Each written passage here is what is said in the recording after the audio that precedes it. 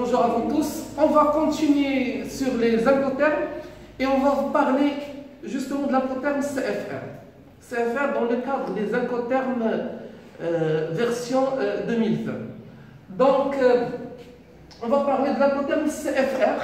CFR, ce n'est que l'incoterm phobe plus fret. Alors qu'il est fret, c'est le frais de location d'un compartiment d'un moyen de transport.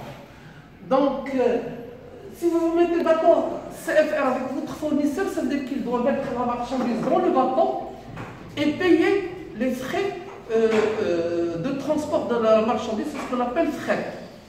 Donc sa responsabilité s'achève au port d'embarquement au moment où il a embarqué la marchandise. Donc à partir de ce moment, c'est la responsabilité de l'acheteur qui est engagé. Alors comment on calcule les frais? Généralement, le fret, il y a deux méthodes pour calculer le fret. Ou bien le fret, il est conteneurisé et la tarification se fait au conteneur. On sait qu'un conteneur, il a un volume connu, il a un poids connu, un poids max connu. Donc on n'a pas de problème entre volume et poids. La tarification se fait au conteneur. Maintenant, si la marchandise n'est pas conteneurisée, on dit qu'elle est en vrac. La question qui se pose, est-ce que le transporteur va facturer sur le poids, sur la base du poids, ou sur la base du volume, sachant que parfois il y a des marchandises, le volume est petit et le poids est élevé.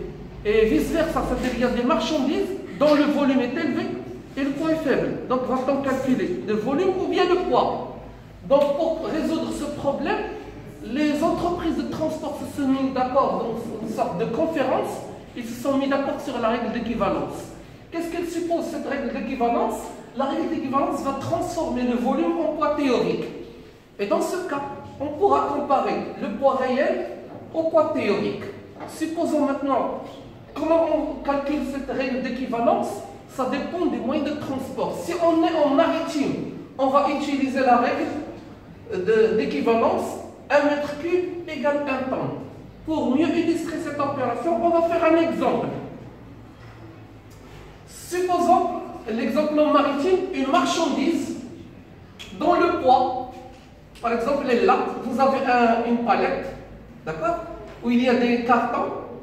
La hauteur de la palette c'est 10 cm, la hauteur au-dessus de la palette, le max de la hauteur où on peut mettre la marchandise c'est 90 cm. On va voir cette palette en haut. Donc nous avons 100 cm de longueur de la palette et 100 cm de largeur de la palette. On va supposer que le poids de la palette vide est de 12 kg. Chaque carton au-dessus de la palette, il pèse 12 kg. Et supposons qu'on a 10 palettes. On va calculer le volume, on va calculer le poids, et on va comparer le volume avec le poids.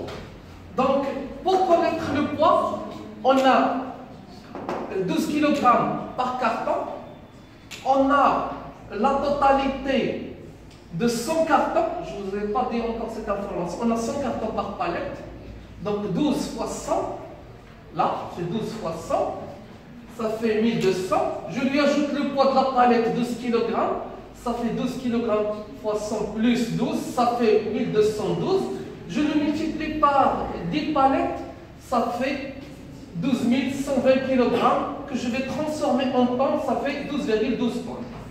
Là c'est le poids. Maintenant, voyons le volume. Le volume, nous avons la longueur 100, la largeur 100, la hauteur 100. Donc, je multiplie longueur fois largeur fois hauteur. 100 cm, c'est 1 mètre. Donc, 1 fois 1 fois 1, ça fait 1 mètre cube. Que je multiplie par 10, ça fait le volume, 10 mètres cubes. La règle d'équivalence, on va transformer le volume en poids. C'est-à-dire 10 mètres cubes va devenir 10 tonnes. Donc, qu'est-ce qu'on va faire? On va comparer ce montant avec ce montant. On va accepter le plus grand au profit de transporteur, c'est 12,12 tonnes. Donc, supposons qu'on nous a donné dans cet exercice l'unité payante, c'est 50 $. Qu'est-ce qu'on va faire? On va prendre 12,12, on va le multiplier par 50 $ pour avoir le fret de base. Cependant, ce n'est pas le vrai montant payé, ce fret de base va être corrigé. Comment on le corrige? Par le BAF et le CAF. Qu'est-ce que le BAF? c'est une variation, donc un ajustement du frais de base par les frais du combustible et un ajustement dû à cause de variation de taux de change. BAF, c'est Banker Adjustment Factor et CAF, c'est Currency Adjustment Factor. Supposons dans cet exercice que le BAF est de 2% et le CAF est 3%. Qu'est-ce qu'on va faire? On va prendre le frais de base, on va le multiplier par 1 plus le taux de BAF et on va le multiplier par 1 plus le taux de CAF.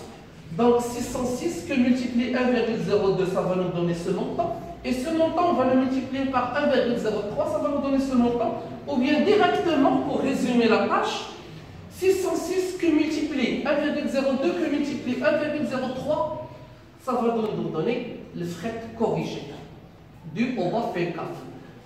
Pour finir cette explication, je voulais juste vous dire qu'il faut distinguer entre volume réel et volume d'encombrement.